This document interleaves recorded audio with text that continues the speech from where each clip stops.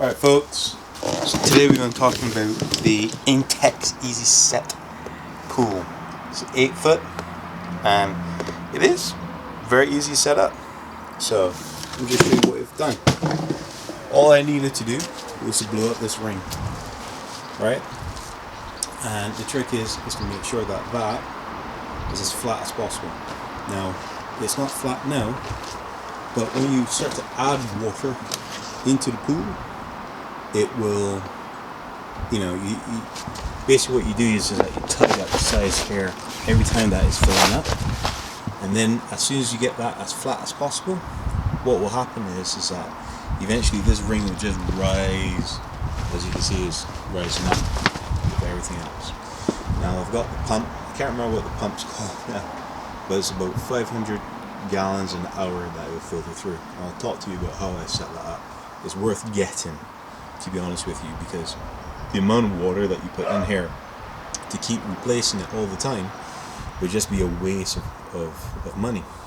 That's if you do pay for your water. If you don't pay for your water, sweet man, fill it up for days and then throw it out when you're done. Now, what can I say about this ring? The ring itself, this is all you have to do. I blow up here and I have just one of these pumps, right? And with the pump, just put it in, done. All I can say, my advice is, if you're going to get the pump, know exactly where you're going to place the pump and strategically have it. So for me, I need to have it near to a power source. And what I tend to do is that I will feed it underneath my garage door and shut it. Because, to be honest with you, if you're going to have one of these, you should run the pump as long as you possibly can, because especially in the summer, the bugs and mosquitoes and everything of the sort, putting larvae in it, you're going to need a pump, and you're going to make sure that you need some chlorine. I've got some chlorine tablets in here too. This is broken. I would not recommend the kids playing with this and throwing it around because they break it. That was about it. Now, one of the things that I like about this pool is easy to set up.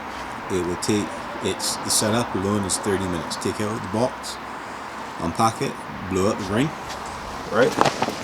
And make sure that you know where your valves are. So there's a valve on this side, and what you can do is that it comes with an attachment that you stick it in there, to then you can attach a hose to then drain all the water that you want.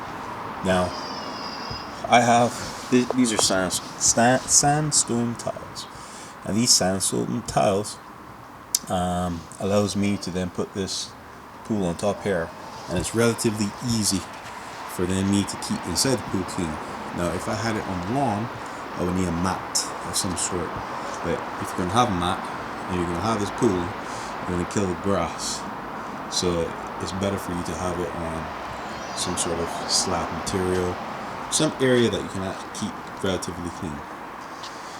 Now, my trick is that I'll get a bucket from B&Q, and anybody who's getting into the pool needs to put their foot in the bucket first to wash it off and go in there. It's usually kids. I mean, my feet are size 9 in the UK.